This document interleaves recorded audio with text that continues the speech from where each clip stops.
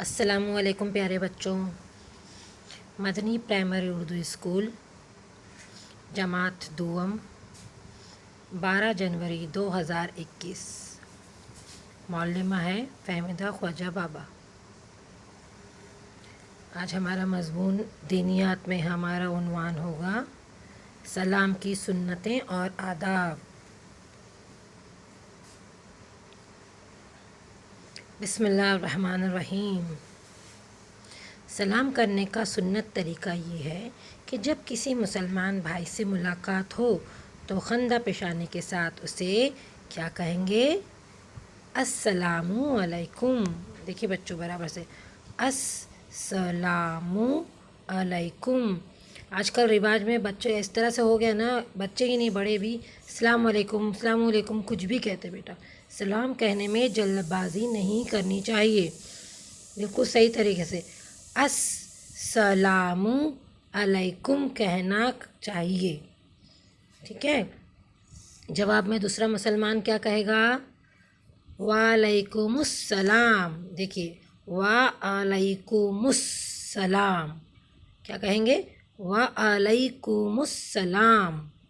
السلام علیکم کا جواب ہوگا وعلیکم السلام، وعلیکم السلام۔ پورا سلام اگر ہم کرتے ہیں تو السلام علیکم ورحمۃ اللہ وبرکاتہ، اور جواب ہے وعلیکم السلام ورحمۃ اللہ وبرکاتہ۔ واقف اور ناواقف کو سلام کرنا۔ ہر واقف و ناواقف شخص جو مسلمان ہو، واقف اور ناواقف یعنی جسے ہم جانتے ہوں یا جسے ہم نہیں جانتے، اس کو سلام کرنا چاہیے۔ اس سے کیا ہوگا؟ اس سے آپس میں محبت و خلوص اور وفاداری کے جذبات پیدا ہوتے ہیں۔ سلام کو فروغ دو۔ فروغ دو یعنی سلام کو پھیلاؤ۔ آپس میں ایک دوسرے کو سلام کرنے کی عادت ڈالیں۔ خود بھی سلام کریں، دوسروں کو بھی اس کی ترغیب دیں۔ اپنے بچوں کو بھی بچپن ہی سے سلام کا عادی بنائیں۔ مسلمان کا حق۔ ہم پر مسلمان بھائیوں کا حق، مسلمان بھائیوں کا یہ حق ہے کہ جہاں کہیں ان سے ملیں انہیں سلام کریں۔ ہمیں اس حق کی ادائیگی میں بالکل کوتاہی نہیں کرنی چاہیے، یعنی ہمیں جہاں بھی پتہ چلے یہ ہمارے مسلمان بھائی ہے تو ہمیں فوراً ان کو کیا کرنا چاہیے؟ سلام کرنا چاہیے۔ کلام کرنے سے پہلے سلام، سنا ہوگا نا آپ نے، کچھ بات کرنے کے آغاز سے پہلے کیا کرنا چاہیے؟ ہمیں سلام کرنا چاہیے، مسلمان کا حق ہے۔ سلام میں پہل۔ سلام میں پہل کرنا اللہ کو بہت پسند ہے بچوں۔ جب بھی کسی مسلمان بھائی سے ملیں سلام میں پہل کریں۔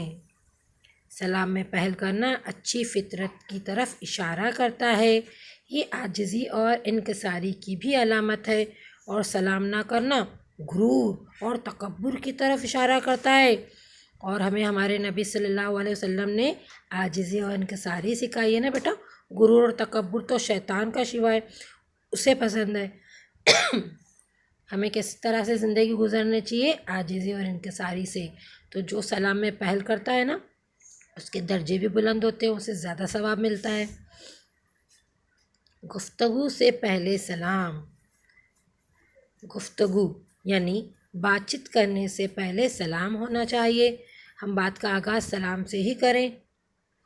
کسی سے کوئی بات کرنے سے پہلے اسے السلام علیکم کہیں، اس کے بعد ادب کے ساتھ مخاطب ہو کر اپنا مدعا بیان کریں۔ کسی بھی طرح کی بات شروع کرنے سے پہلے ہمیں السلام علیکم کہنا ہے، اس کے بعد اگلی کوئی بات ہمیں کرنی ہے۔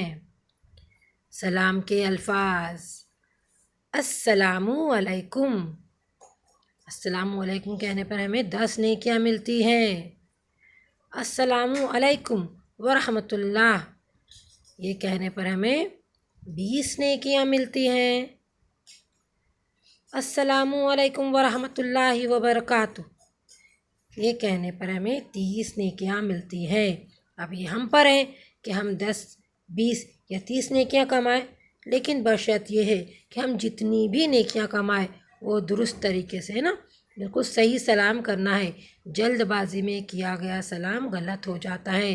سلام کے جو الفاظ، جو لفظ وہ برابر سے ہمیں ادا کرنے چاہیے۔ سلام کا جواب، سلام کرنا سنت اور جواب دینا فرض ہے، یعنی جواب دینا بہت زیادہ ضروری ہے۔ جواب میں افضل ہے کہ سلام کرنے والے کے سلام پر کچھ بڑھایا جائے۔ مثلاً پہلا شخص السلام علیکم کہے تو دوسرا شخص وعلیکم السلام ورحمۃ اللہ کہے، اور اگر پہلے نے ورحمۃ اللہ بھی کہا تو یہ برکاتہ کا بھی اضافہ کرے، یعنی اگر کسی نے کہا السلام علیکم ورحمۃ اللہ تو ہمیں تھوڑا سا زیادہ بڑھ کے بولنا ہے، وعلیکم السلام ورحمۃ اللہ وبرکاتہ۔ اب آپ کہیں گے کہ السلام علیکم ورحمۃ اللہ وبرکاتہ اگر کسی نے کہہ دیا تو آپ بھی بالکل اسی طرح سے کہیے، اور اگر چاہے تو ایک لفظ اور بڑھا دیں، وعلیکم السلام ورحمۃ اللہ وبرکاتہ ومغفرتہ۔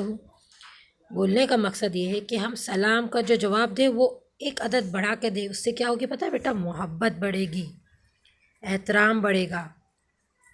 چند اور آداب اور سنتیں۔ چھوٹے بچوں کو سلام کرنا، یہ ضروری نہیں کہ چھوٹے بڑوں کو ہی کرے، بڑے بھی چھوٹوں کو کر سکتے ہیں۔